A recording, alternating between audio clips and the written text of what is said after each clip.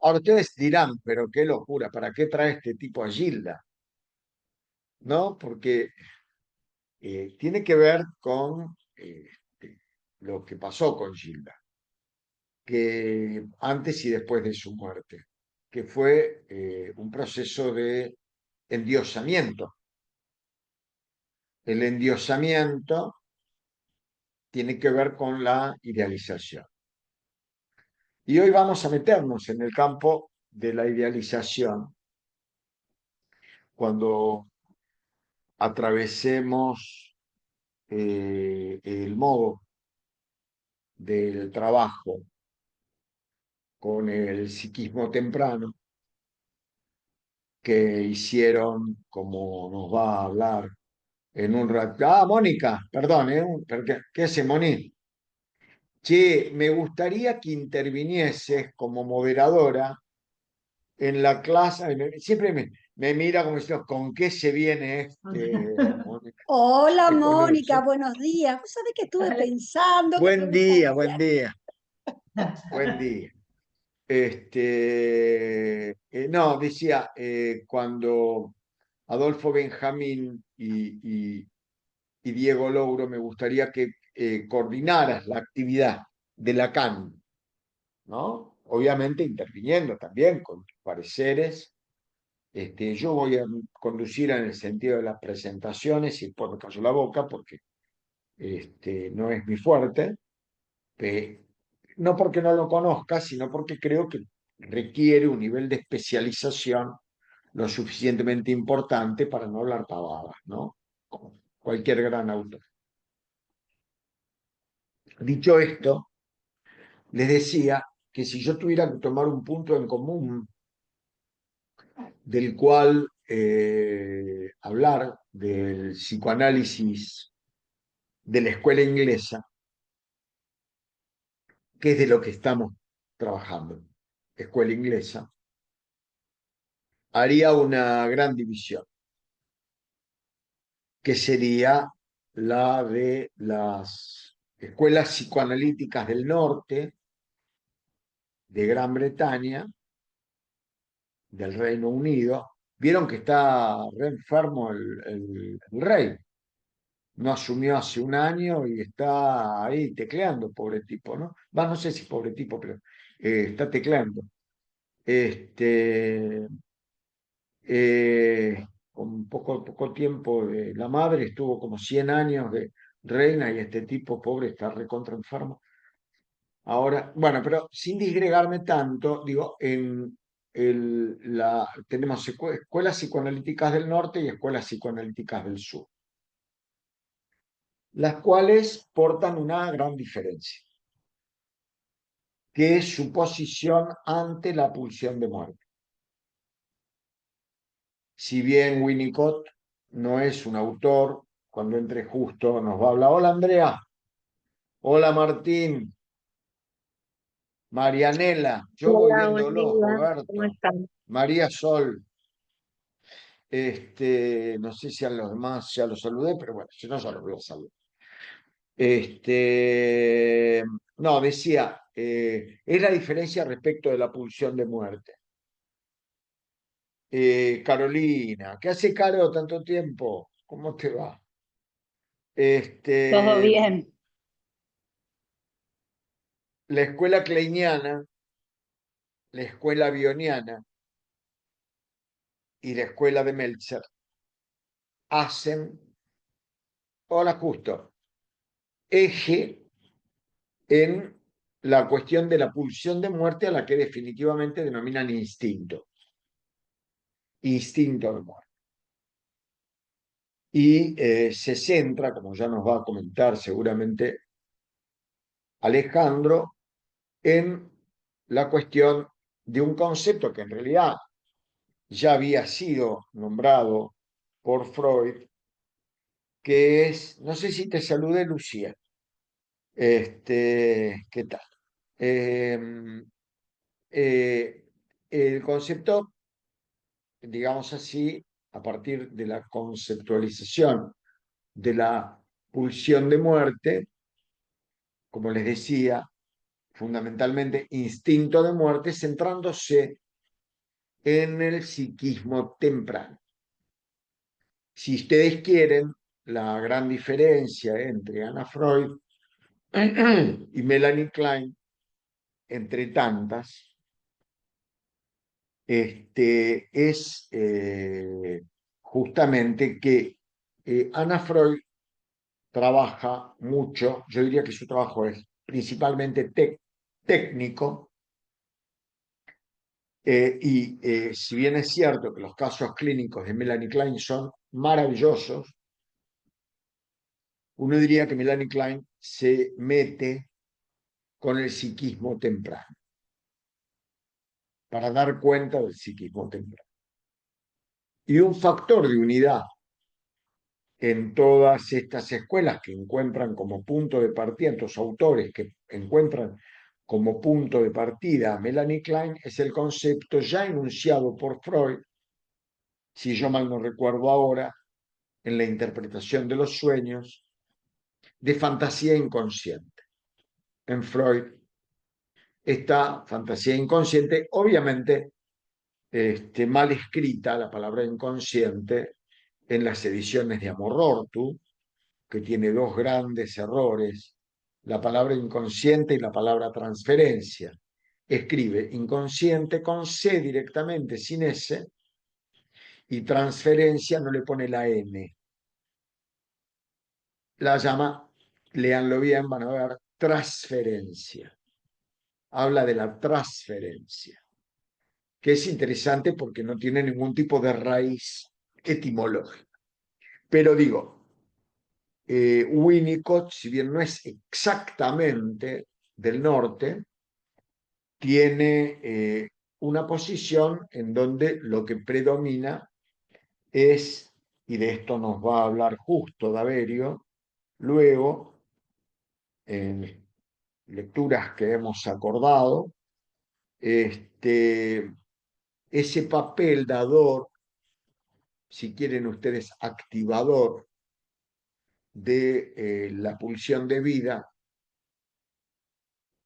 que está presente en Winnicott, en donde la pulsión de muerte tiene un trabajo póstumo que se publicó después de su muerte, un gran psicoanalista argentino, Miguel Ángel Rubinstein, está en una revista de la Escuela Argentina de Psicoterapia para Graduados, este artículo, por si lo quieren buscar, después me fijo, la blanca y roja, si yo no me equivoco, del año 1994, una cosa así. Bueno, después les paso la foto de la revista por si la quieren buscar, en donde el artículo que habla sobre qué sería el instinto de muerte para Winnicott, y en realidad se define por lo contrario, es la ausencia del instinto de vida, es por ausencia. Por eso Winnicott es nuestro autor en el sentido de que nos va a acercar al concepto de ausencia y al concepto de vacío.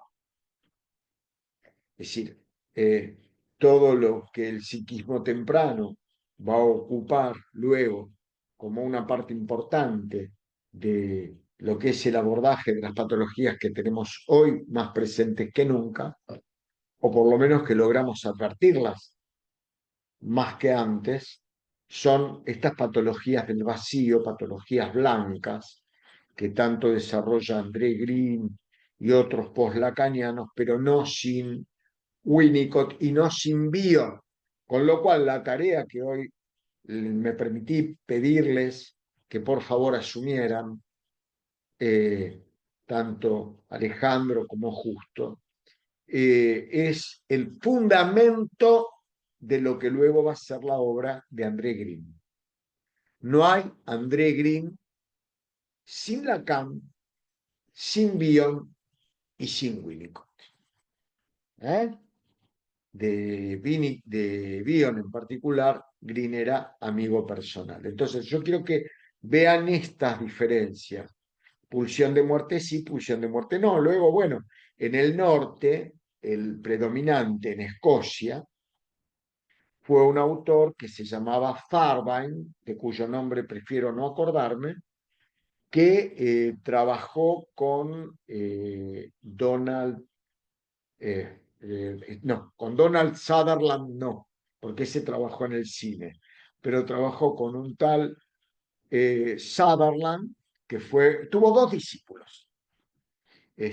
Uno era Sutherland y el otro Harold Gantry. Muy interesante, con conceptos muy piolas respecto a las disociaciones primitivas, escisiones primitivas que luego pueden ser tomadas para entender una parte importante de los funcionamientos fronterizos. Pero para mí, con que ustedes se queden, Farman tenía un problema.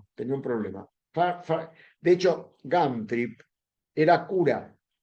Ustedes saben que hubieron dos psicoanalistas muy importantes en la historia del psicoanálisis que fueron curas católicos.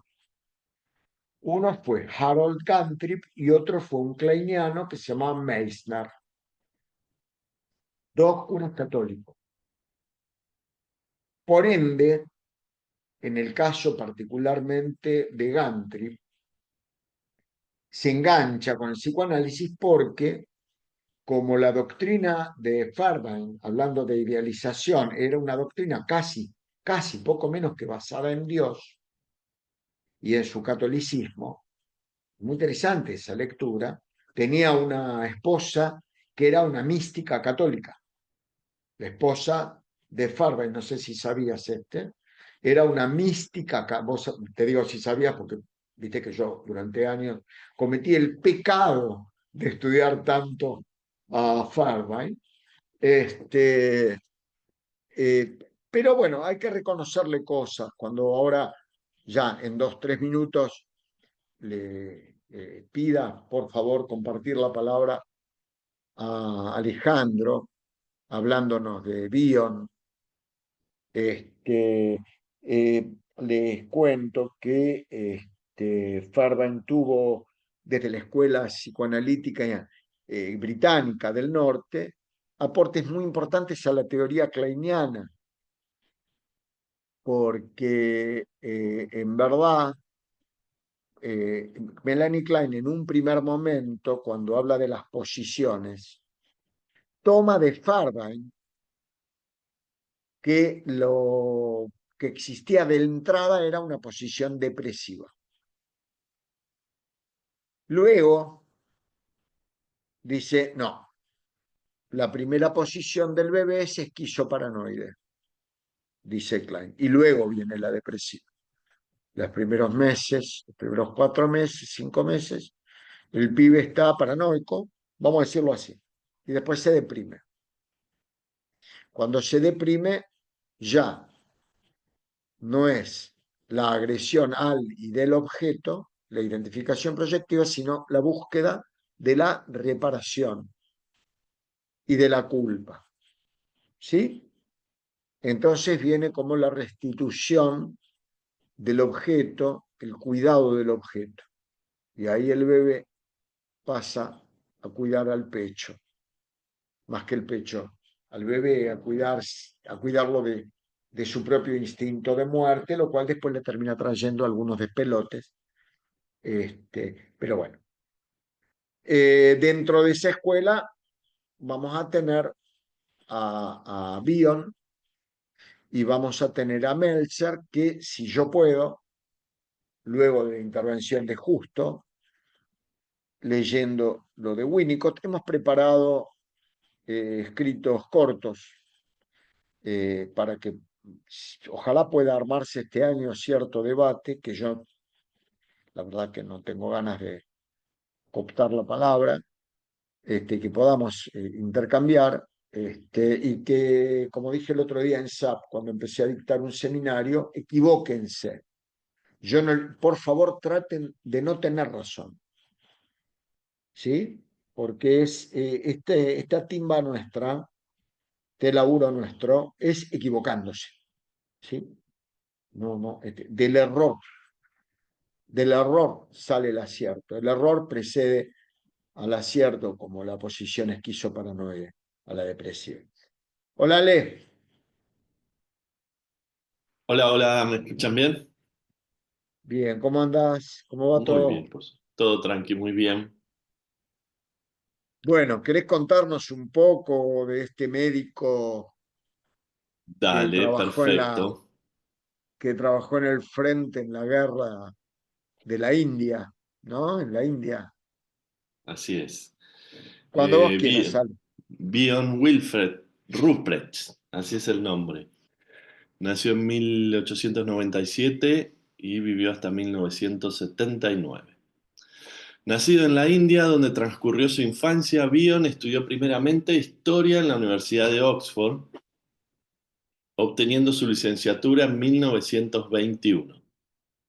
2 años más tarde inició sus estudios de medicina y después emprendió con John Rickman una formación psicoanalítica personal que interrumpió al declararse la guerra. Al volver la paz, retomó su análisis con Melanie Klein, cuya obra había de influir considerablemente en todas sus investigaciones. Su experiencia médico-militar durante la guerra lo llevó a interesarse por la psicología de los grupos. En 1943, en colaboración con Rickman, publicó en The Lancet su primer estudio, Intergroup Tensions in Therapy, Their Ale, Study as a perdón, Task of Group. Sí, perdón, dime, abusando de la claridad de tu voz. dime. ¿Te puedo pedir que leas un poquito más despacio? Bien. Por favor. ¿Vuelvo, retomo o sigo por donde estaba? No, no, seguí, seguí, seguí. Bien, dedicó sus primeros trabajos a la comprensión de los fenómenos de grupo. Desarrolló la idea de una mentalidad grupal entendida como una unidad que a veces se opone a los deseos individuales. Esta mentalidad grupal representa un continente para los individuos que la componen.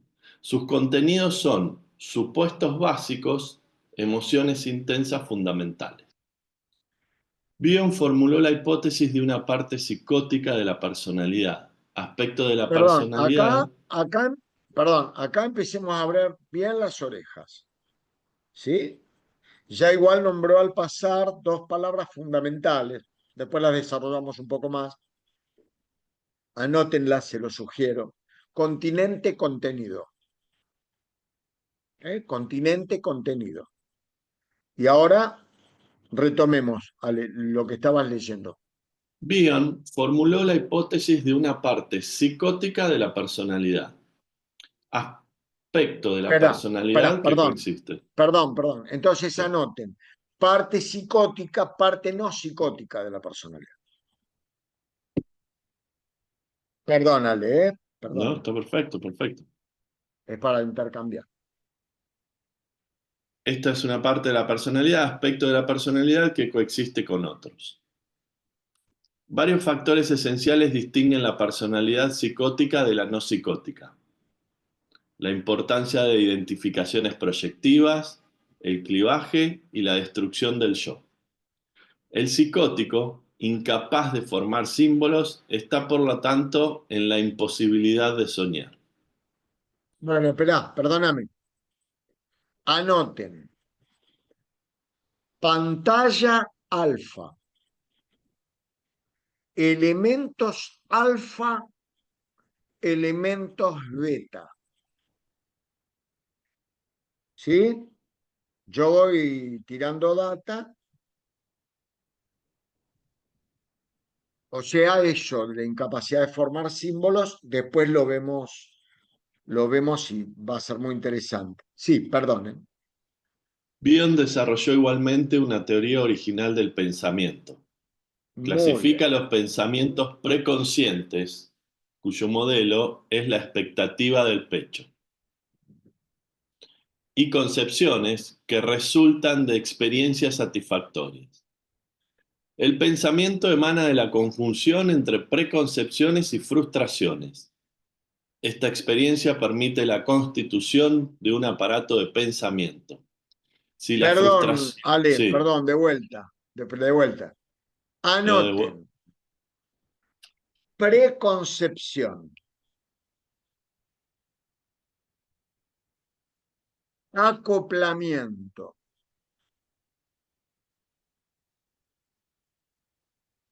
concepción. Perdón, ¿eh?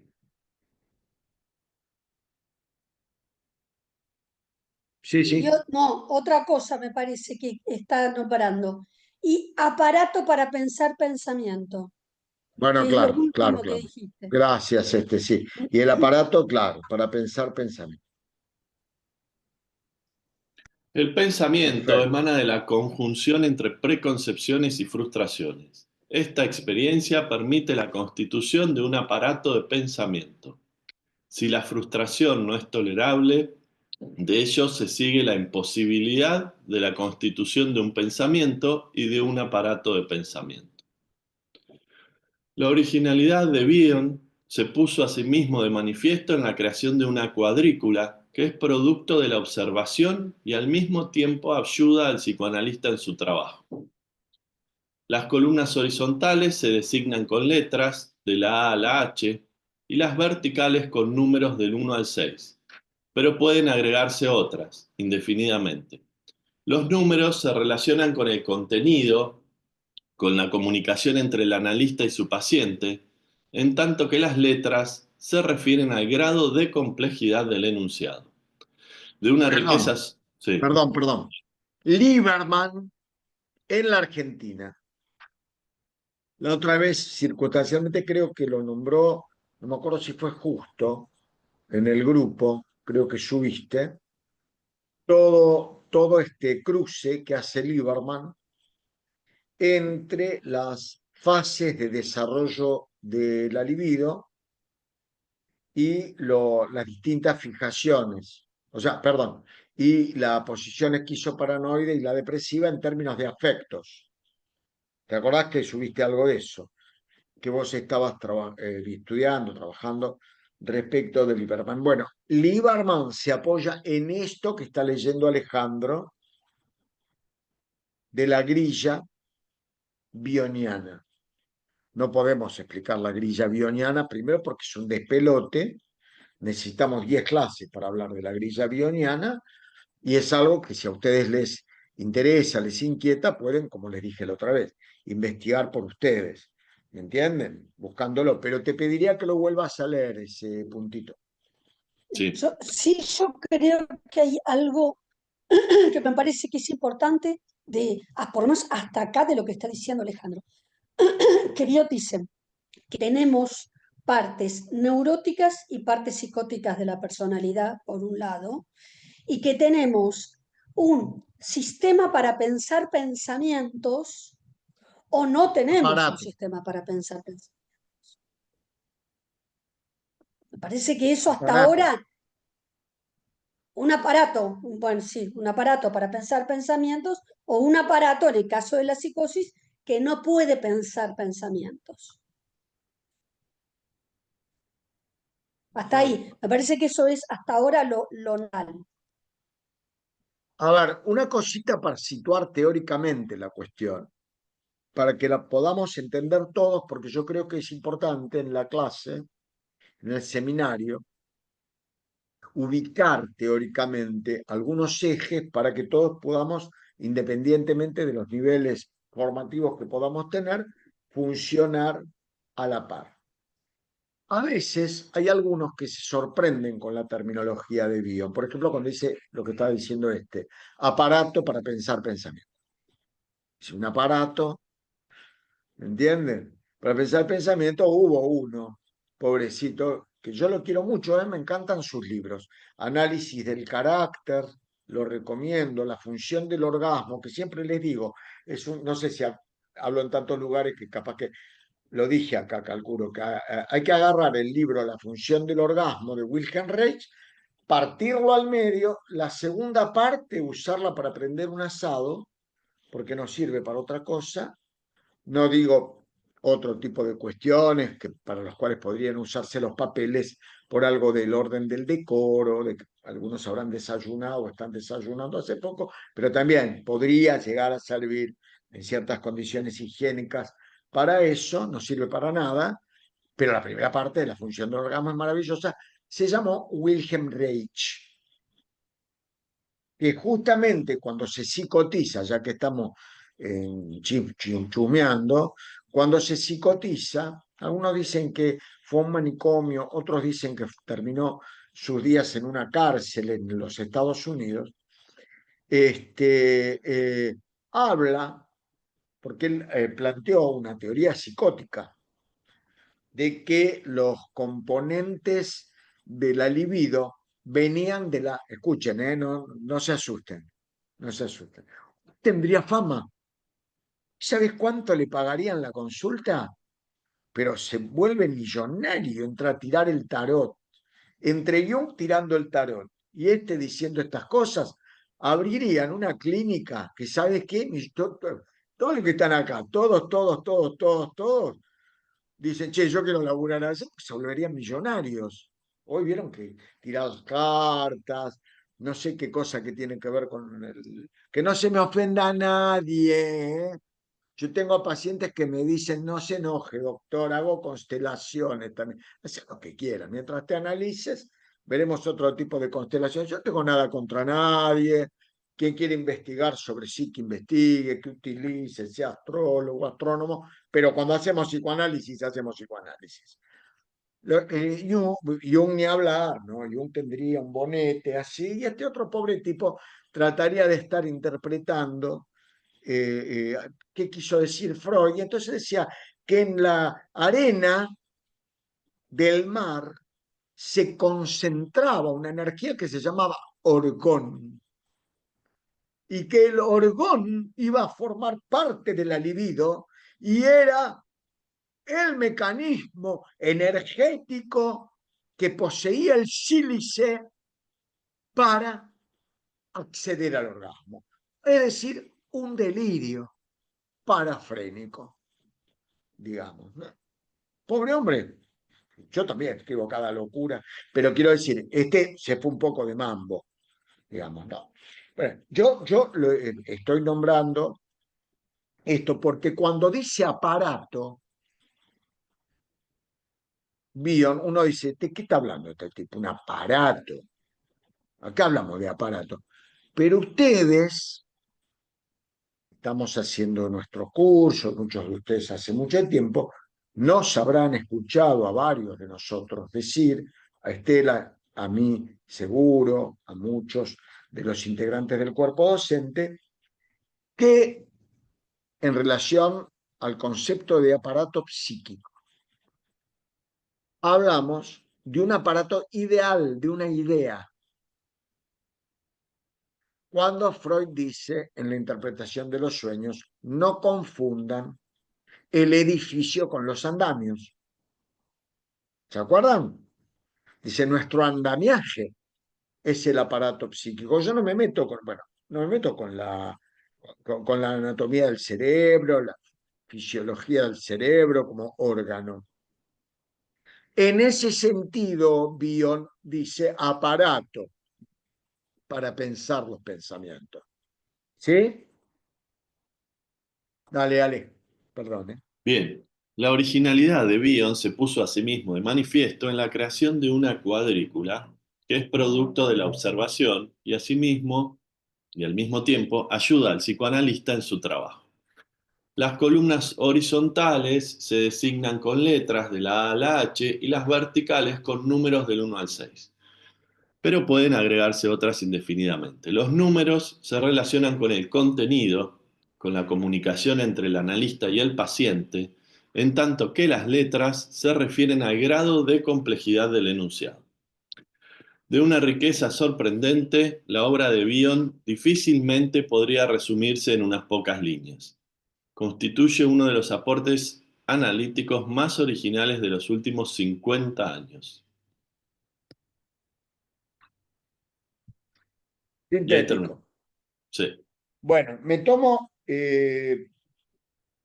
antes de darle la palabra justo, 10 minutos para preguntas, las que quieran, ¿eh? Cuando quieran. O levantan la manito de que hay un aparato, tiene una manito amarilla, levantan la manito, o se desmutean y Hay, hablan. Sí, una cosita, porque sí. es un resumen así de la obra de Bion, ¿no? Pero me gustaría, no sé si lo dijiste vos, Daniel, o lo dijo Ale,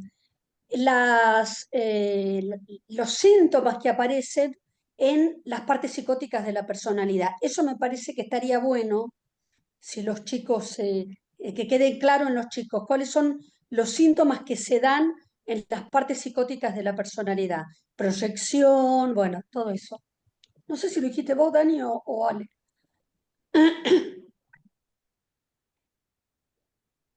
Acá dice, Bion formuló la hipótesis de una parte psicótica de la personalidad, aspecto de la personalidad que coexiste con otro. Varios factores esenciales distinguen la personalidad psicótica de la no psicótica. La importancia de las identificaciones proyectivas, el clivaje y la destrucción del yo. El psicótico, incapaz de formar símbolos, está por lo tanto en la imposibilidad de soñar.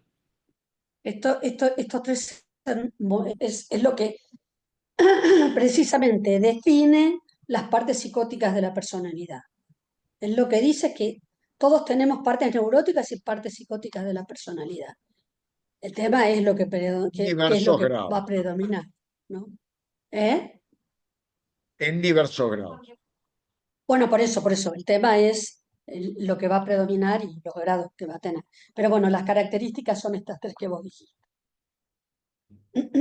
A ver, quiero hacer alguna aclaración respecto a algo que les voy a también pedir que lo busquen ustedes, las diferencias y similitudes entre escisión, clivaje y disociación.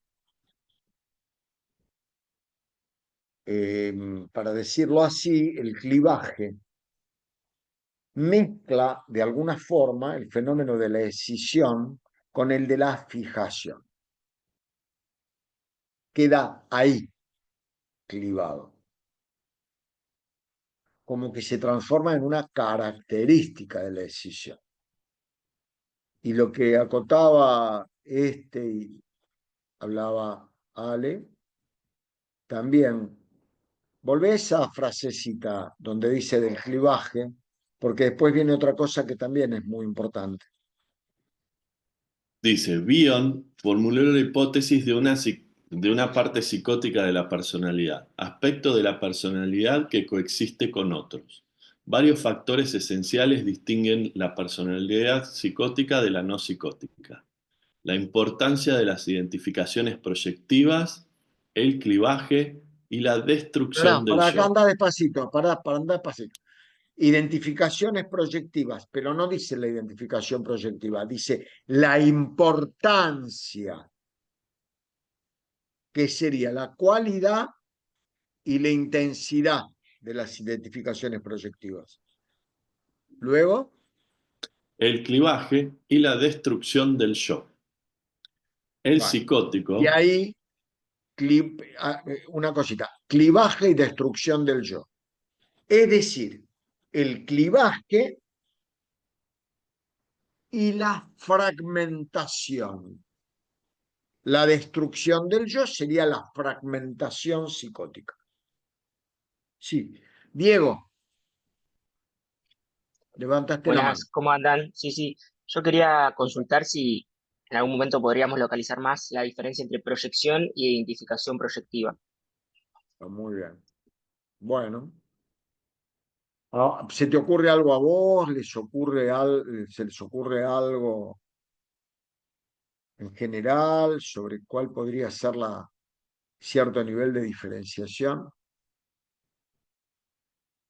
Miren, yo les voy a decir una cosa. A mí me parece que es importante pensar la proyección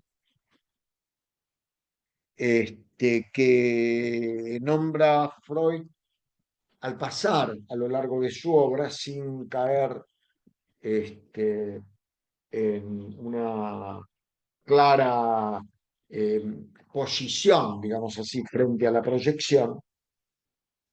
Una corrección que a mí me hizo Jorge Vinocourt cuando eh, escribí el trabajo de la masturbación anal en pacientes graves, siguiendo ideas de Meltzer.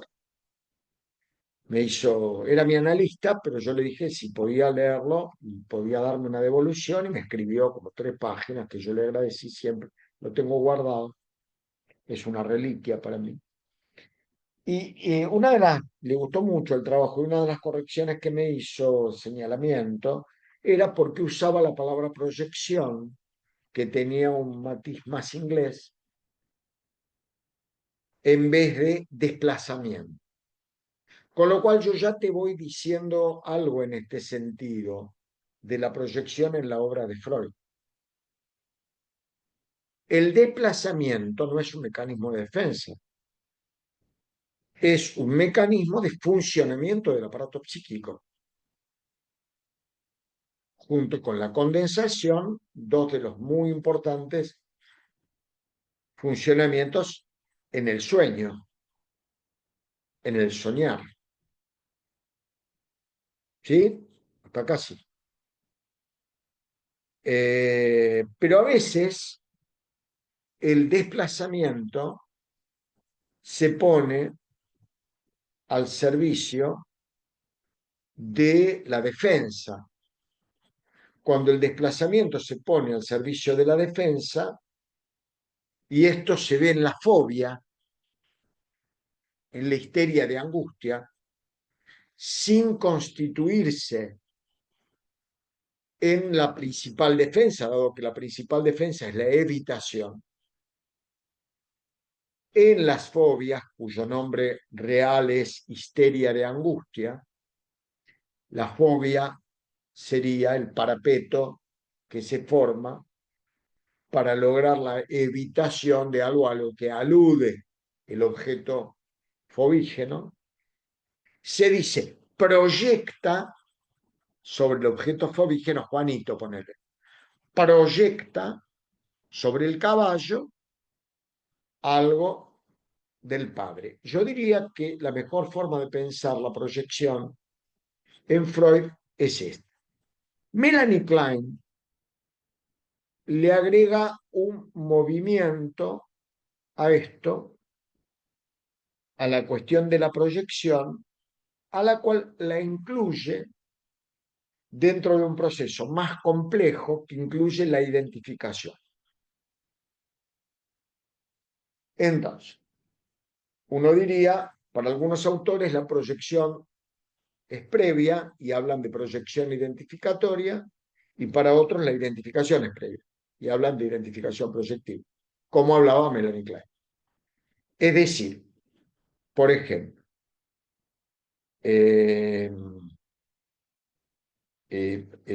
ponerle, ¿no? Yo siempre doy el mismo ejemplo. En un, no, como el vete a la guerra, después explícamelo bien, Jesse, que no te lo capto desde acá. No, digo, estás atendiendo a una pareja y vos observás que él denuncia un maltrato por parte de la esposa que lo maltrata,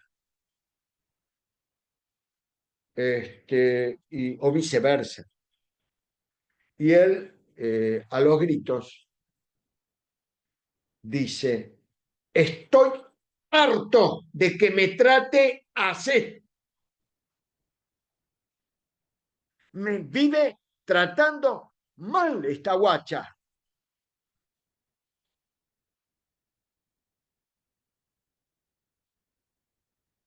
A aquellos aspectos a los cuales alude parece identificarse, ¿sí? Y los proyecta también. Por eso, Diego y queridos colegas, creo que es merecida una diferenciación dentro de la proyección en términos de una proyección neurótica y una proyección psicótica. La proyección psicótica siempre es la vertiente proyectiva de la identificación proyectiva. Más o menos quedó la idea, Diego.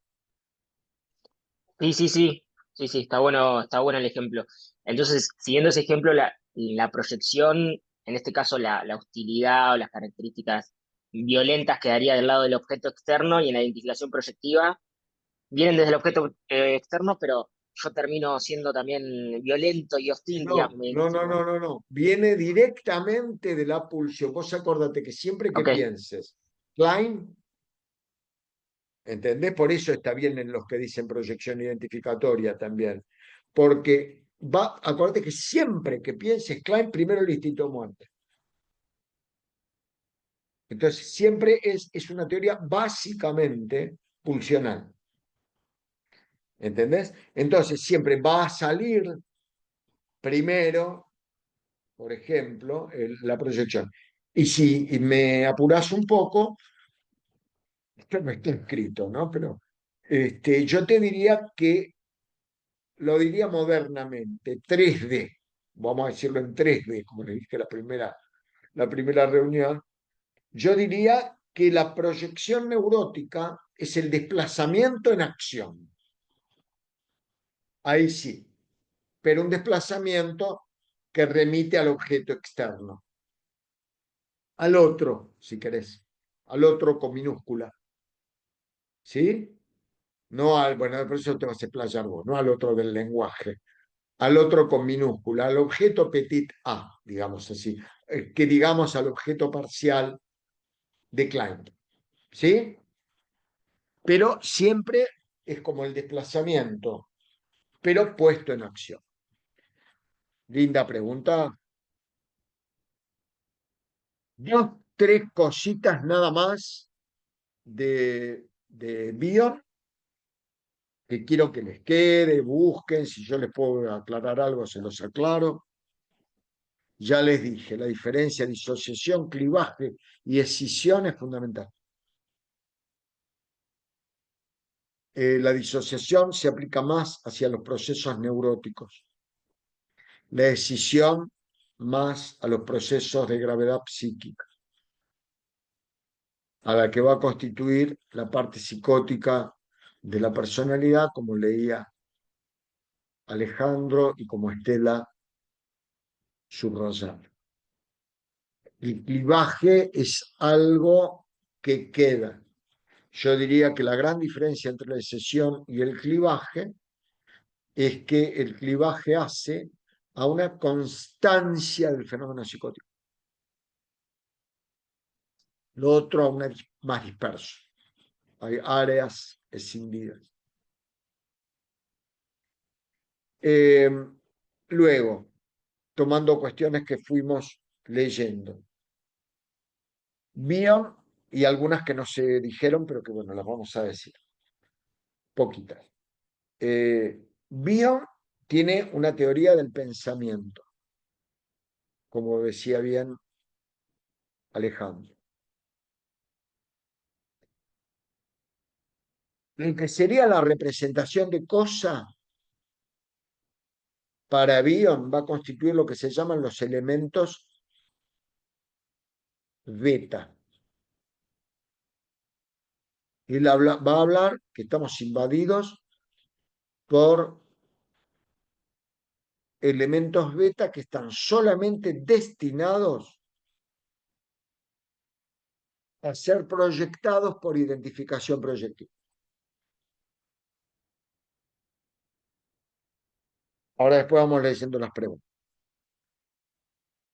Y él especula dentro de este concepto metafórico de aparato psíquico con la existencia de algo que se llama pantalla alfa. Él no lo dice, pero digamos que estaría representada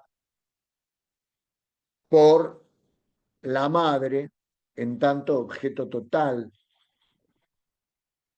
Esto se acerca a un concepto de Freud de la función materna, a la cual Freud llama protección antiestímulo, que constituye una de las defensas normales, es decir, que no dejan síntomas.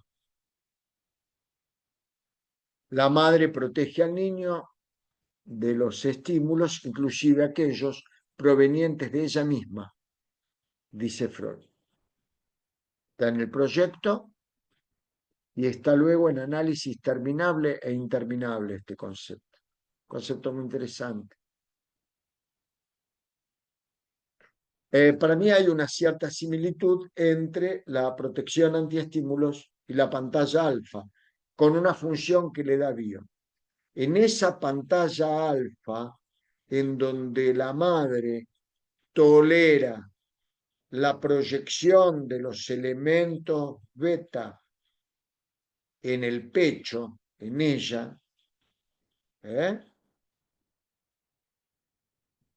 te quiero matar, diría el bebé. Te quiero arrancar las tetas y quedármelas para mí. Más que nada cuando me surge la dentición. Entonces aparece una madre, una función pulsional, porque si no nos vamos a Winnicott, que logra tolerar esas proyecciones del bebé devolviéndoselas metabolizadas. A mí me pasa, nos pasa con Estela, con nuestro perro Gómez. Estamos haciendo otra vez un curso de cómo criar bebés que tienen elementos proyectivos importantes. Viene, te hace así en la mano porque quiere jugar. ¡Buah! Es todo Da, beta, es todo beta el perro. todo beta. Pero nosotros alfiamos un poco, tratamos de hacer algo de alfa. Tranqui, tranqui, tranqui. No te pongas así. Buah. Mordés poquito, mordés. Juguemos en el bosque. Tranquilo, que mamá está acá. Bueno, bueno. Si la mamá se pone loca, que te muerdo yo, cambia un poco la cosa. No No, se ese sos arma vos. a Ese sos veces vos. los elementos alfas, sí, cuando se me mete en el consultorio y me muerde el pie, en los elementos alfa, entonces el pibe no puede pensar. Esa función de la madre de tolerar las proyecciones de la pulsión de muerte del hijo, metabolizarla y devolvérsela metabolizada, es a lo que en francés Bion denomina función de Reverie. Reverie se escribe. Reverie materno. Tolera las proyecciones hasta un punto. Hasta un punto. Si el nene le está clavando los dientes en la teta y le dice, ay, qué lindo, mi bebé, qué hermoso, y sigue apretando el bebé en la teta, y que está ya por sacarle un cacho, y la madre sigue impávida, no le da realidad. Y finalmente, bueno, toda lo que es la teoría del pensamiento, habla de una preconcepción, acoplamiento, concepción, pero yo les quiero enunciar simplemente, y ahí le doy el pase para Winnicott a Justo, enunciarles algo que está muy poco desarrollado y mucho menos dicho. Una vez tuve una mesa, un miércoles a la noche. Para mí sacarme de ver un partido de Boca, prefiero sacarme una muela antes. Jugaba Boca, Rosario Central y encima ganó 1-0. Un miércoles a la noche, Estela estaba haciendo la formación de accidentología psicoanalítica a la vuelta de nuestro consultorio con Julio Granel, ¿te acordás? Y fuimos una noche que con otra persona hablamos acerca del tema del pensamiento y uno dijo que Freud no tenía un didacta de APA, no importa el nombre, un hombre que falleció, un hombre, no sé si vos te acordás, grandote, gordote, que decía el pensamiento y que, mira, disculpe, basta con leer la cuarta parte del proyecto para saber que Freud tiene una doctrina de pensamiento. Entonces les voy a hablar, nada más que nombrar, búsquenlo ustedes, los tipos de pensamiento de los que habla Freud. Pensamiento abstracto, pensamiento crítico, pensamiento observador, pensamiento obsesivo, pensamiento práctico, pensamiento reproductor, pensar común. La verdad que este hombre tenía razón. Freud no tiene una teoría del pensamiento, tiene como 10. Esto está básicamente en una parte del proyecto, que la más difícil de todas las partes del proyecto, que yo no voy a abordar en el curso, es la tercera parte. Porque la tercera parte necesita 3 cursos. En esa tercera parte hay 4 subpartes. En la cuarta, es decir, en lo último de lo último del proyecto, Freud habla de la teoría del pensamiento. Para los que digan, y hay muchos que lo hacen, que Freud no tiene una teoría del pensamiento. Sé que es mucho, por eso les digo, busquen, les tiro puntitas, aparecen preguntas como las de Diego, intervenciones como las de Estela, etcétera, etcétera. Me parece muy importante esta dinámica porque es una temática espesa. Cuando quieran, volvemos sobre lo que quieran de Bion. Basta con que ahí había una pregunta que creo que hizo Moni, y no es que nosotros cancelamos el autor cuando terminamos de hablar, o terminamos de hablar en un momento, porque es una cuestión de tiempo. Hola, Justo, Ani, ¿cómo ¿cómo están? estás? Bien, ¿me escucha Bien, bien? ¿vos? Bien, ¿cómo andan todos? Bueno, bueno, leo sobre Winnicott Conozco Winnicott. entonces. Dale. Bueno, Este año APA se tiñó de Winnicott. Está todo el mundo trabajando a Winnicott. Todo el mundo. Vamos. bueno, Winnicott Donald Wood nació en 1896 y murió en 1971. Puede ser considerado como uno de los pocos psicoanalistas que después de Freud aportaron al psicoanálisis una dimensión original. Nacido en Inglaterra, realizó estudios de medicina y se especializó en pediatría. En 1923 fue designado médico consultor en el Queen's Hospital for Children y después en el Paddington Green Children's Hospital, donde ejerció durante unos 40 años. En esa época, por necesidades personales, inició con James Strachey un análisis que duró 10 años. Después lo continuó varios años más con Joan Rivière, discípula de Melanie Klein. En el contexto del conflicto que opuso a Anna Freud y Melanie Klein, Winnicott fue el representante más importante del grupo del medio, sin que por ello fundara una escuela. Publicó su primer libro en 1931, Clinical Notes on Disorders of Childhood, algo así como notas clínicas de los trastornos de la infancia. De entrada se perfila uno de los temas esenciales de su obra, la interacción entre el individuo y el ambiente, principalmente la madre. Su concepción de la psicosis ilustra claramente este tema. La psicosis es definida como un fracaso de la función materna, que no ha permitido al niño desarrollar una organización del yo sana y estable. Para Winnicott, el... Perdón, justo un segundo. Yo le quiero pedir a Andrea que también nos ayude. Dale, Andrea. Intercambiamos, ¿no?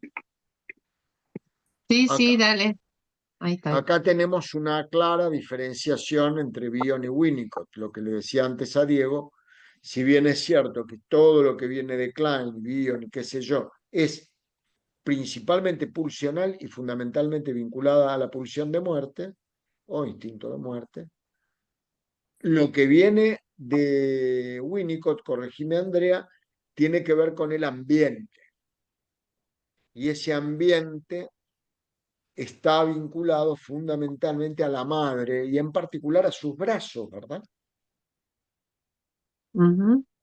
Sí, Bueno, fundamentalmente al desarrollo, hace hincapié, ¿no? Fundamentalmente en el desarrollo temprano, ¿no? Y en la importancia del ambiente, del efecto que tiene el ambiente en la constitución del aparato psíquico.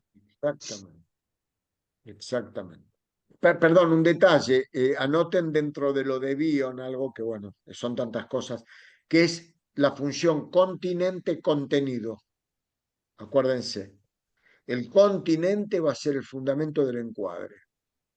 Lo va a tomar Blecher y lo va a tomar luego de Blecher Green, cometiendo quizás en ese sentido un pecado original cuando no le atribuye tan claramente a Bion, su amigo, y toma más el concepto de encuadre de Blecher. Perdón la digresión, pero hablando me vienen a la cabeza cosas que por ahí son importantes si quieren explorarlas.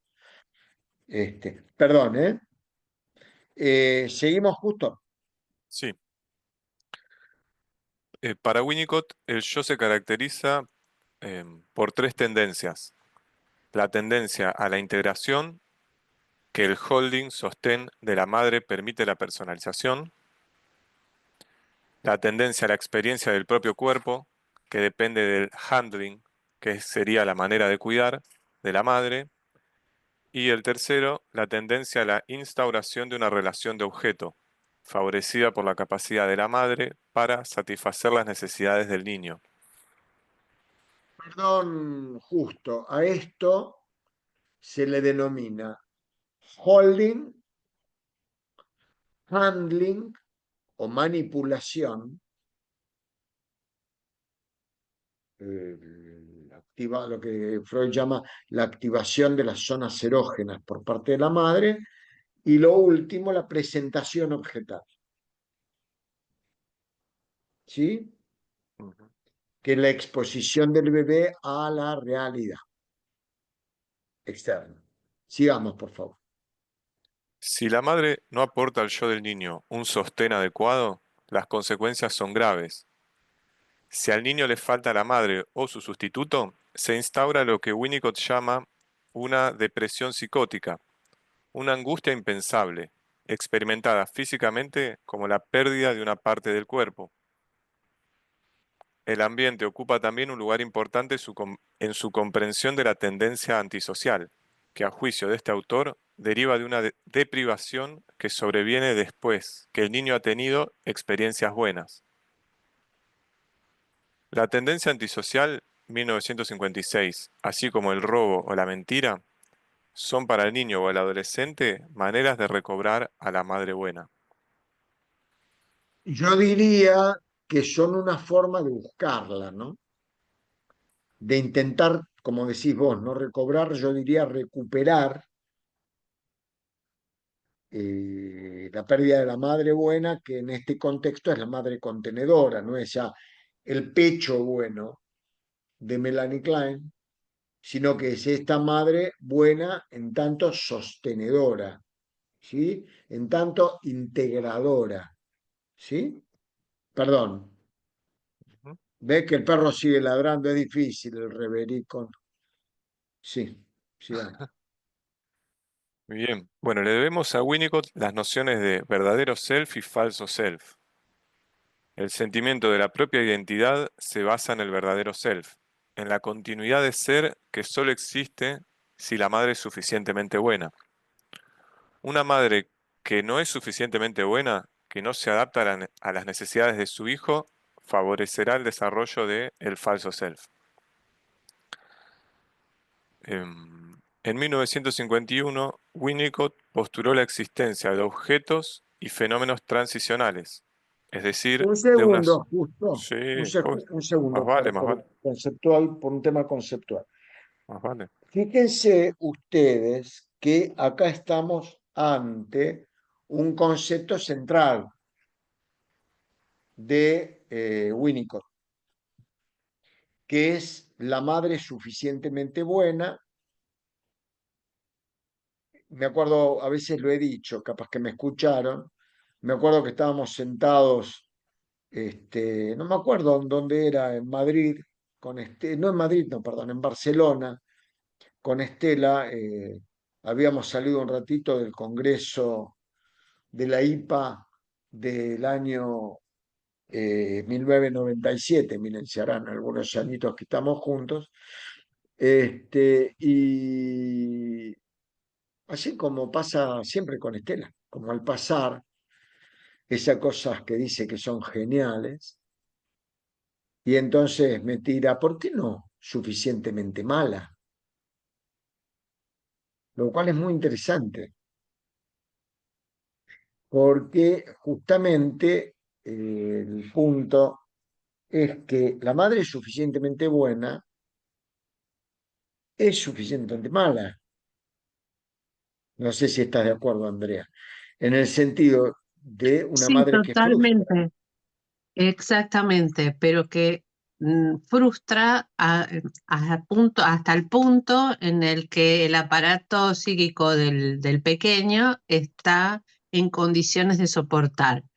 Si es mayor a esa capacidad, entonces también va a interferir en ese proceso que va desde la indefensión más absoluta y la dependencia absoluta hacia ese camino a la independencia, o sea, poder ir como discriminándose, integrándose las distintas partes del yo.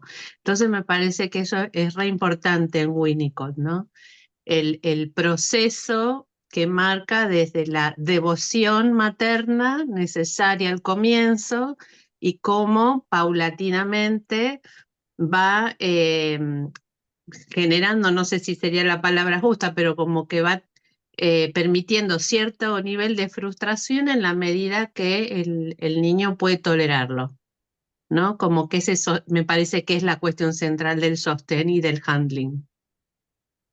Exacto. Y acá Lucía acaba de enviar algo que me parece central, coincidimos, de lo que estás diciendo vos, Andrea, de lo que está diciendo Andrea Vega, se desprende algo, que la madre suficientemente buena ilusiona al bebé Mm, en forma suficiente. sí. Y acá entramos en otra temática interesantísima, que es la ilusión. Ujú. ¿Por qué? Porque también tenemos que pensar todo esto en términos del trauma psíquico.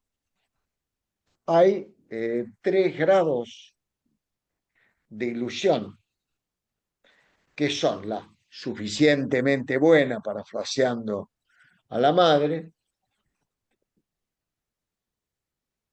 deficitaria, ilusión, que sería, por ejemplo, lo que le pasa al hijo de la madre muerta de André Green, Mm. o ilusión excesiva. Tanto la ilusión deficitaria, que sería desprotección, cuanto la excesiva, que sería sobreprotección, ambas son desprotección, porque al bebé sobreprotegido, ¿quién lo protege de la madre sobreprotectora? Por eso es que la ilusión y la bondad de la madre tienen que ser suficientes. Es por venir de una ilusión. Es la ilusión de que mamá va a estar, si me necesitas, pero también trata de ver qué haces vos con tu angustia, qué haces vos con tu dolor. que yo ya vuelvo. Me voy y vuelvo. Me voy, pero quédate tranquilo, voy a volver. Y más adelante, ¿querés alejarte de mí? Yo voy a estar cuando vos quieras volver. Pero para ahí no estoy, avísame antes. Así puedo estar. ¿Cuándo fracasa esto? Tema muy importante al cual se va a dedicar Winnicott maravillosamente, el caso fronterizo. Les recomiendo buscar de Winnicott un trabajo muy importante sobre pacientes borderline que se llama El caso fronterizo de Donald Winnicott. ¿Sí? Justo, perdón la interrupción tan prolongada. Oh, no, vale. Bueno, en 1951, Winnicott postuló la existencia de objetos y fenómenos transicionales, es decir, de una zona transicional de experiencia, situada entre el pulgar y el osito de peluche, entre el erotismo oral y la verdadera relación de objeto, entre la actividad creadora primaria y la proyección de lo que ha sido introyectado, entre la ignorancia Dale un primaria. poquitito más lento, dale un poquito más lento porque es muy importante lo que está leyendo, diciendo. Voy de nuevo. Entonces, una zona transicional de experiencia situada entre el pulgar y el osito de peluche, entre el erotismo oral y la verdadera relación de objeto, entre la actividad creadora primaria y la proyección de lo que ha sido introyectado, entre la... Todas cosas para buscar. Nosotros les estamos dando, estamos haciendo puntualizaciones. Por eso, imaginar, no podemos hablar de cada cosa. La creatividad primaria, ¿me entendés? Pero la verdad que tiene que tener cierto nivel mínimo de independencia para poder crear. Ahora voy a hacer una pregunta acerca del chupete, que ahí vamos a ver si nos peleamos, no nos peleamos, ahí vamos a ver qué opina Emma también, que está cerca del tema, los que tengan bebitos, los que tuvimos bebitos, este, la, bueno, pero a ver, sigamos un poquito más. entre la ignorancia primaria de la deuda y su reconocimiento. Se trata de un primer estadio de desarrollo que permite al niño pasar del no yo al yo. El pensamiento de Winnicott es un pensamiento de la paradoja, pues según él, la paradoja está presente en el proceso mismo de la maduración. En La capacidad del estar solo, de 1958, demuestra con su claridad habitual Quiero y con hacer una... una pequeña corrección de este texto que ambos nos pusimos de acuerdo en utilizar. En realidad no es la capacidad de estar solo, es, aunque parezca una palabrita nada más, a solas. Mm, Es la capacidad de estar a solas. A solas con ¿Entendés? uno mismo. A solas con uno mismo. Porque uno puede estar solo, pero no sentirse solo. Entonces es la capacidad de estar a solas con uno mismo. O sea, acompañado de Agrego, uno. aunque esté en la mitad de una multitud. Mm. ¿No, Andrea?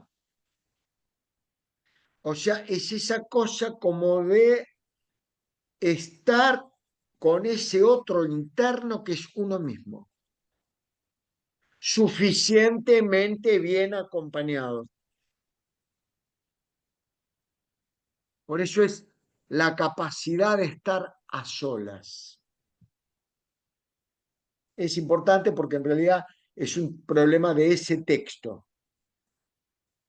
Pero bueno, está bueno que salga, por eso yo no te propuse ninguna modificación justo del texto, ujú. porque me pareció bueno abrirlo acá, al debate. Sí, dale. Bueno, en la capacidad de, bueno, estar solo o a solas, demuestra con su claridad habitual y con una notable sensibilidad de clínico que la capacidad de estar solo resulta de la experiencia del niño de estar solo en presencia de la madre. El miedo a la caída es el miedo a una caída que ya se produjo. Y ahí termina. Gracias. Hay que hacer una diferencia respecto de las ansiedades. De las ansiedades psicóticas en Bion y en Winnicott. Winnicott, yo la tengo ahí, por suerte, a Andrea, que es una especialista en Winnicott, para que me corrija. Pero cuando habla de los temores al derrumbe, Winnicott, estamos en el terreno de las angustias psicóticas, ¿no? Las ansiedades psicóticas. En Bion, esas angustias que en Winnicott se denominan derrumbe, en Bion son angustias catastróficas. Y Bion habla de algo muy interesante que tiene cierta vinculación con lo siniestro, los redirijo a Freud del 19, que es a lo que él denomina terror sin nombre. Uno puede suponer que cuando uno habla de terror sin nombre, aparte de la expresión, vieron que nosotros tenemos una expresión idiomática, esto no tiene nombre, pero la forma en la que yo lo entiendo, no sé cómo lo piensan ustedes, o si no lo han leído, léanlo, y me encantaría escuchar vuestra opinión. Me parece que las palabras sin nombre remiten a la idea a que son terrores previos a la adquisición de la palabra. No sé qué pensás vos, Diego. Sin nombre en el sentido de no poder nombrarlas. Y previas a la adquisición de la palabra, no significa que el niño ya no hable, todavía no hable. Significa que aunque tenga acceso al lenguaje, a ese terror no le cabe una palabra. Claro, que no lo puede ligar con la palabra, digamos, que no lo puede ligar con palabras. Es sin nombre. No puede ser ligado para ser elaborado. No tiene representación en la palabra. Si no puede ser ligado, aparece el terror. Ligado a la palabra. Y yo, para que vayamos redondeando a Winnicott, antes de que yo me meta en esta desafío que es hablar de alguien a quien no quiero mucho, pero uno también tiene que poder hablar de la gente que uno no quiere tanto. Valoro a Meltzer, no lo quiero tanto. Era como muy obsesivo para mi gusto, pero bueno, está todo bien, parece que tenía buenos amigos. Pero no quiero que cerremos Winnicott sin pedirle que, por favor, Andrea, si nos podés decir un par de palabritas acerca de la transicionalidad. Sí, No te surja. cuando hablaste de la ilusión, hay un gráfico que hace Winnicott, justamente creo que es en los escritos de pediatría y psicoanálisis, donde hace esa distancia, ¿no?, entre el pecho y la boca. Y en ese proceso, porque viste que él todo arma como procesos, ¿no?, de adquisición, de desarrollo. Es en esa zona que a medida que se va logrando cierta integración de los aspectos del yo y de los objetos, es que va a ir como constituyéndose ese espacio de transicionalidad, ¿no? Y se van a ir armando objetos que le permiten tener algo del yo y algo de la mamá, ¿no? Como ir tolerando esa constitución. Eso quería agregar. Y otra cosa que también quería mencionar, si bien hace mucho hincapié en la cuestión del ambiente y en el rol de la madre lo suficientemente buena, hay una mención que él hace donde dice que no es que el padre no tiene importancia para él, sino que justamente el rol más importante es el también de poder sostener la diada, ¿no? Para el desarrollo emocional temprano. Esto quería como mencionar, porque cuando se habla de Winnicott siempre se hace como De mucho la madre. hincapié en el tema de la madre, y me parece como también valioso que él mismo lo dice, ¿no? Como la función del padre en cuanto al sostén de la diada. Bueno, no sé si querías que agregar algo más. No, imposible. Está buenísimo. Solo esto que yo considero, Sí, pero en esto hay distintas formas de ser pensado, que Winnicott es el fundador del intersubjetivismo psicoanalítico. ujú, Es el fundador, a mi gusto, de la intersubjetividad, leída como psicoanalítica, por la preeminencia que da al vínculo, sí, sí, digamos, ¿no? A la diada. Diada, concepto que luego tomará Lacan cuando habla de la diada narcisista, ¿no?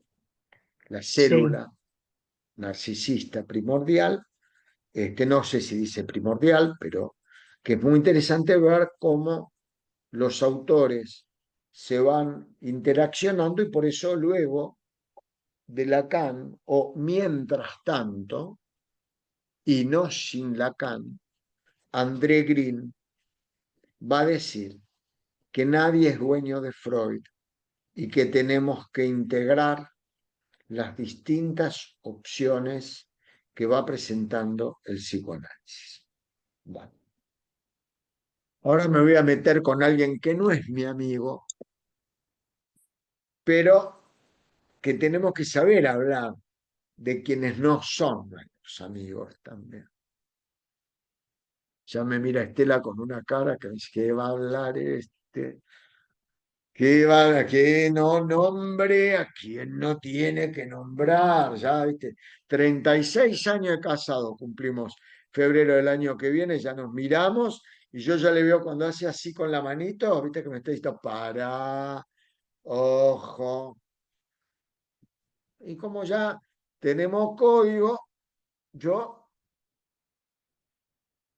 porque sé callarme la boca. Las ideas de Donald Meltzer, otro inglés, fueron muy originales en el sentido de que lo principal, hay como dos o tres cuestiones que son importantes de Meltzer.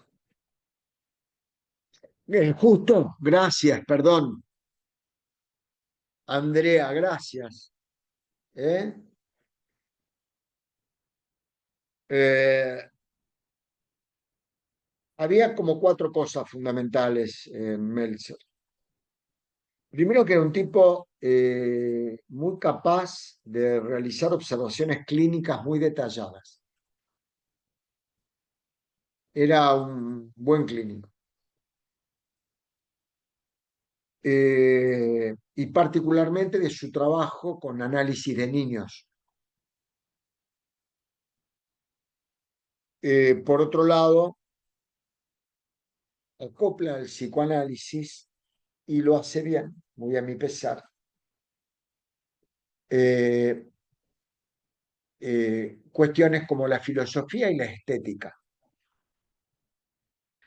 que adquieren para él, particularmente la estética, un lugar muy importante, muy trascendente. Cuando él habla de una particular forma intrusa de identificación proyectiva,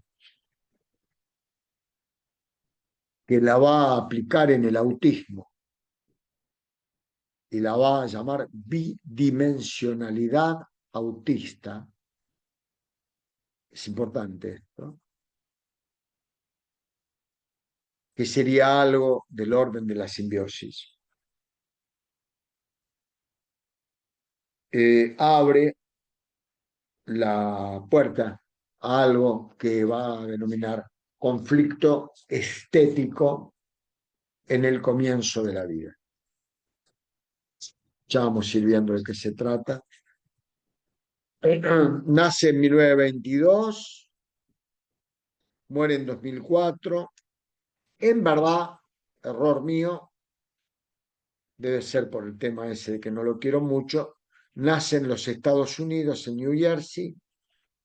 Cursa los estudios de medicina en la Universidad de Yale, para luego pasar al Albert Einstein College de Nueva York. Su formación como psiquiatra termina en Missouri, en San Luis, en los Estados Unidos. A partir de lo cual decidió dedicarse a la psiquiatría infantil y cultivar su interés por las ideas de Melanie Klein. En 1954 obtuvo el traslado a Londres, en virtud del puesto que ocupaba en la Fuerza Aérea de los Estados Unidos de América, donde se desempeñaba como psiquiatra de niños. Se analiza con Klein. Poco tiempo después abandonó el servicio militar y fue aceptado en la Sociedad Británica de Psicoanálisis como analista en formación. Los casos de adultos que atendía fueron supervisados por Hannah Segal y Herbert Rosenfeld, dos de los más extraordinarios exponentes de la escuela kleiniana. También pasó a formarse como analista de niños en una combinación que en aquellos tiempos era más frecuentemente asumida por jóvenes y talentosos analistas de los que persiste su historia hoy en día. Los casos que atendía con niños eran supervisados nada menos con Betty Joseph, Esther Vick y Hannah Segal. Con Esther Vick,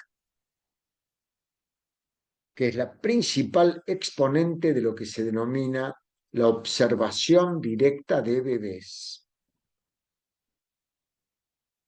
Una tarea maravillosa. Y él luego se va a dedicar también a la observación directa de bebés. En el primer año, todas las semanas, aleatoriamente, se la contrata, se le paga a la familia, lo hace la Tavistock de Londres, para que un analista vaya. Yo estuve a punto de ir, a hacer observación directa de bebés. Es decir, te sentás en la casa, te abren la puerta nada más, y te pones en un rinconcito y durante una hora tomas nota de cada uno de los movimientos que hacen los bebés, los papás y el bebé. ¿Qué pasa si llora? ¿Qué pasa si no llora? ¿Qué pasa si los papás discuten? ¿Qué pasa? Y tomas nota, tomas nota, tomas nota. Y según dicen tanto Stervik como Meltzer, este es un importante predictor psicopatológico. Como uno podría predecir la psicopatología futura del bebé. Por el momento, y desde hace ya, como verán, cada 60, 70 años, es todavía nada más que un método de observación. Hay un departamento en APA que se llama de observación de bebés, que funciona muy bien. Nutrido por la riqueza del pensamiento analítico de la sociedad británica, en las décadas del 50 y del 60, Meltzer pasó a ser un analista didacta, titular didacta y supervisor muy buscado, quien también desarrolló vínculos estrechos con los psicoterapeutas de niños que formaban la Tavistock. Bueno, miren, me había olvidado de esto. La Tavistock. En los ámbitos organizados por Esther Vick, a los que asistió con la invitación de un grande del estudio de la patología grave, que se llamó John Bowlby.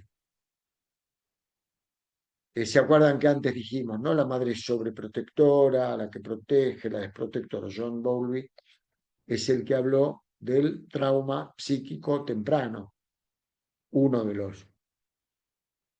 La falta de afecto, la carencia de afecto, el exceso, perdón, la carencia de afecto, el exceso de afecto o un afecto a destiempo.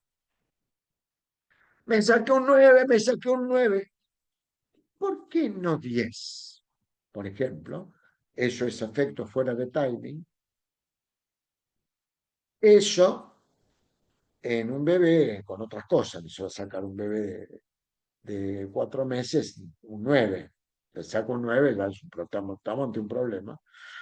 Pero digamos que ante otro tipo de cuestiones, qué sé yo, está bien, el bebé cuando se hace caca las primeras veces, se muere todo el mundo de la risa, pero la verdad que si en un momento no te hincha las pelotas, perdónenme la expresión, didáctica y tan acabada desde el punto de vista cultural que acabo de hacer, pero si no te hincha las pelotas, el olor de la caca del bebé, después de un tiempo, que otra vez se cagó, perdonen que sea tan explícito, pero que pónganle que soy un caso clínico. No puedes hacer eso, no te hincha. Ay, arroz, mi amor, que olor a caca al pibe. Bien, no lo estás haciendo. Tampoco si lo pones en el freezer durante 24 horas porque se hizo caca en el pañal. Digo, déficit, exceso de afecto, es trauma psíquico. Hay muchos en YouTube, si quieren buscar, hay muchísimas experiencias terribles de la observación de niños en el vínculo con su madre. Por ejemplo, chiquitos que se ríen y la madre le devuelve la sonrisa, entonces hacen como un encuentro ahí. Y por ahí el nene se ríe, la madre está seria, seria, seria, como el bebé empieza a angustiarse de esa cuestión. Bueno, experiencias, véanlo si quieren en YouTube, son terribles con niñitos y con monos también. Bueno, lo dejo para ustedes, los que quieren ver, la relación entre padres e hijos, madres, fundamentalmente madres y bebés. Y las cosas que pasan ahí, bueno, que uno dice, ¿cómo la madre puede eh, hacer esa experiencia, transitar esa experiencia y, bueno, y Y meterse en de ese eso, ¿no? modo, La ¿no? verdad, es terrible, es terrible. La verdad que las cosas que se ven son terribles, que no sé cómo puede ofrecerse la madre y el hijo a hacer esas experiencias. Hay una que hay varios chiquitos de más o menos 4 o 5 años y hay un adulto que le deja un bols de caramelos. Y le dicen, bueno, yo me voy a ir ahora, pero que nadie coma el caramelo. Nadie agarre nada de ningún caramelo que yo dejo ahí. Bueno, se va la persona, los chiquitos empiezan primero a mirarse, después va uno, no, y le dice otro, no, vos no tenés que agarrarlo, dijeron que no había que agarrarlo. Bueno, después va otro, lo agarra y qué sé yo, bueno, después todos empiezan a comer caramelos y viene el adulto y el grado de angustia de esos chiquitos, porque ahí empiezan, yo no fui, fue él, ella me dijo, él me dijo, es terrible. Pero bueno, está todo en YouTube. Son experiencias terribles que se han hecho con niños y el vínculo que tienen con los adultos y fundamentalmente con las madres. Y a partir de ahí lo que uno puede suponer como criterio diagnóstico futuro, ¿no? Bueno, vean, los Es dejo, tremendo, es los tremendo. Yo dejo lo que solitos quiero con eso si quieren. remarcarles es que a diferencia de otros autores que tardaron un poquito más de tiempo, las ideas de Meltzer tuvieron mucho impacto en América del Sur, aparte de Europa.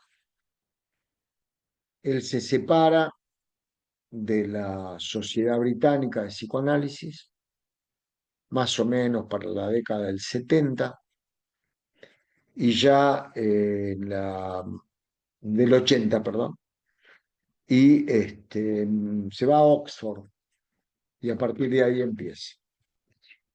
Bueno, vamos a tocar 2, 3 puntitos, porque yo tengo que viajar en un ratito a Chile, por Zoom.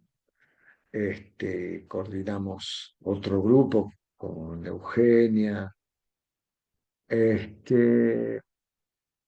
y con otros colegas, pero quiero hablarles de lo que él habla sobre la descripción de la relación analítica, del conflicto estético y de algo que particularmente le va a resultar muy, muy apetecible a Estela, que es el psicoanálisis como arte. Respecto de la relación analítica, en su primer libro, El proceso psicoanalítico del 67, hice un resumen, lo más resumen que pude. Ustedes tomen nota nomás que de puntos, después investiguen. No se olviden que nuestro departamento del Hospital Moyano, que está dirigido por la doctora Beatriz Tornese, quien está dentro del staff permanente, nuestra querida directora de este curso, Eleonora Servi, es de docencia e investigación. Con lo cual este año yo estoy intentando, aparte de la transmisión docente, instarlos a esta otra parte del departamento, que es la parte de investigación, que quizás pueda trasuntarse en la participación de alguno de ustedes en algunos temas, en una idea que estamos manejando con Justo y con Juan Larraburru, con Justo Daverio, Juan Larraburru, del armado de un simposium, de una jornada, con unas 4 mesas para el mes de noviembre. Veremos si con el apoyo o no del Departamento de Docencia. Entonces, quería decir que él señala de entrada su particular interés por la descripción clínica de la evolución y las vicisitudes de la relación analítica. Es inflexible en cuanto a su enfoque del mundo interno del paciente y en cuanto a la primacía de la realidad psíquica. Es decir, dice claramente, no soy winnicottiano, soy kleiniano, antes de convertirse en meltzeriano. En sus obras siguientes, Exploración del autismo y el claustro, esta última quizá la más importante, de 1992, explora fenómenos clínicos específicos muy detallados. El referido libro sobre el autismo, Exploración del autismo, del 75.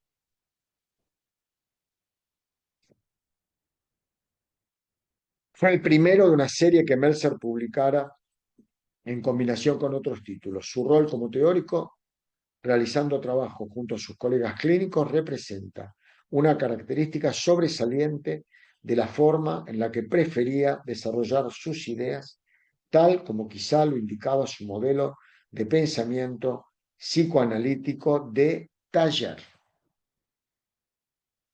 Él trabajaba con el concepto de taller, la relación psicoanalítica. Como ustedes verán, el uso de la palabra taller alude a la importancia que para Meltzer tenía la creatividad dentro del espacio psicoanalítico. Más adelante sería una colaboración similar de la obra denominada La aprehensión de la belleza, el papel del conflicto estético en el desarrollo de la violencia y el arte, escrita conjuntamente con otros autores. Sus ideas más influyentes incluyen tanto las que tienen una amplia aceptación como otras que son de mucho debate. En general, las que más les gustan a los que hablan de Meltzer son las que generan más debate. Entre sus primeros artículos hay uno sorprendentemente original de 1965 que fue la base de mi trabajo, la masturbación en los pacientes graves, la masturbación anal en los pacientes graves, que presenté con un colaborador en el año 1997 en el Congreso de Barcelona, al cual aludí antes, y en el cual tuvimos el placer de viajar por Europa en tren con Estela durante casi un mes y luego ir en el 97 allí y exponer qué es la relación entre los procesos de identificación proyectiva y la masturbación anal. Se las hago corta. Pacientes graves con masturbación anal. La madre se va. Lo último que ve el bebé de la madre que se va son sus nalgas. Hasta acá queda claro. Lo último que ve son sus nalgas. Entonces ahí realiza una identificación, primero identificación proyectiva. Proyecta los pechos de la madre en las nalgas. Entonces, queriendo tomar las nalgas de la madre, simbólicamente, desea aprehender a ese objeto parcial, pecho, que sería retener a la madre que se va. ¿Hasta acá me entienden? ¿Soy claro? Si no, pregunten, ¿eh?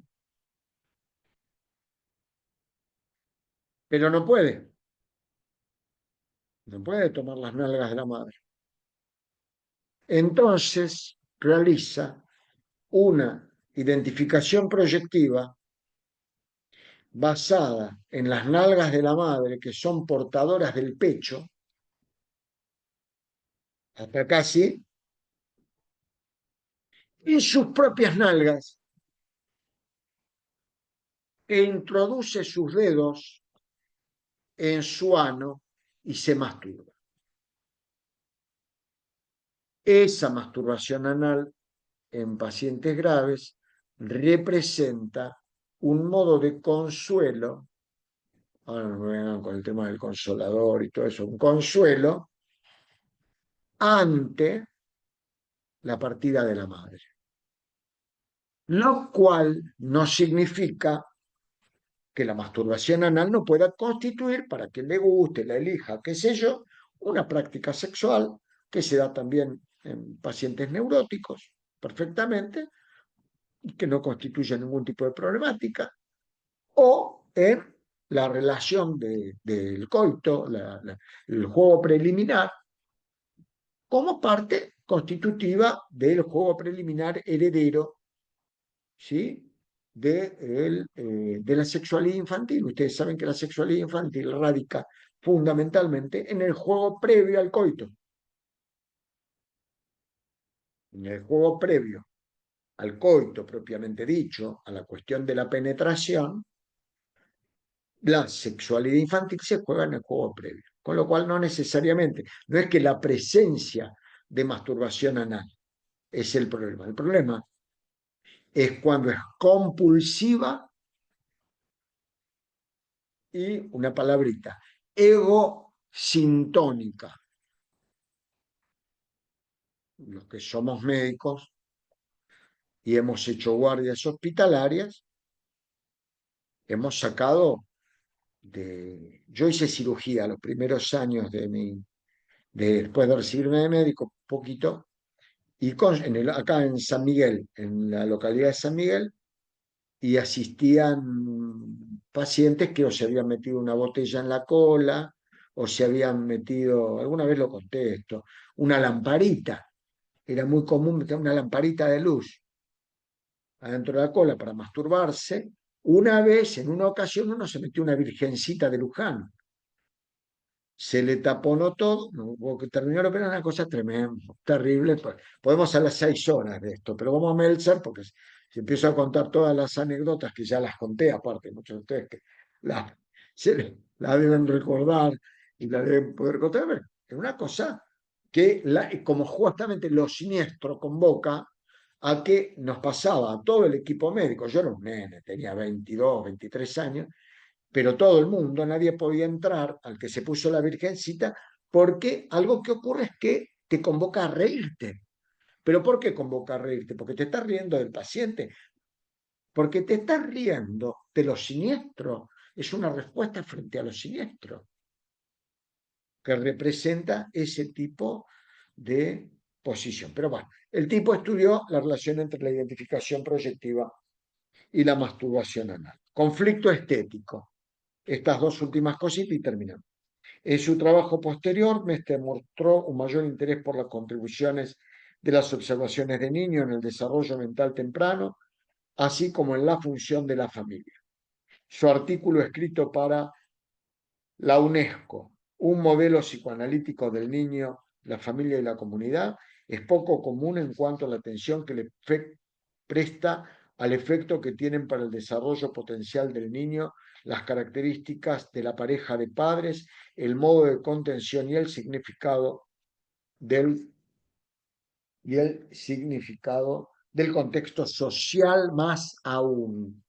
Finalmente, los años de viajes y docencia compartidos con Martha Harris actuaron también como telón de fondo para el desarrollo de otras modalidades de teoría, entre otras la definición de una revisada perspectiva de la primera infancia en la que el conflicto estético, es decir, el impacto sobre el bebé del encuentro con la belleza y el misterio de la madre, conflicto estético ante el encuentro del bebé con la belleza y los enigmas de la madre. Hermoso. Esto es hermoso. Esto sí es lindo. Está ubicado en el comienzo de la vida, así como para la explicación kleiniana de los esquizoparanoides. Finalmente, cortito, el psicoanálisis como arte. Anótense por ahí, léanlo, cuando quieran lo discutimos. Concepto compartido por Meltzer y Sterbeck, la identificación adhesiva, ADH, adhesiva. Una forma de identificación poco estudiada. Si quieren, la próxima podemos arrancar explicando un poquito. No, la próxima no, porque está Lacan. La otra, mira lo que dije, está Lacan. Qué fantasía la mía, ¿eh?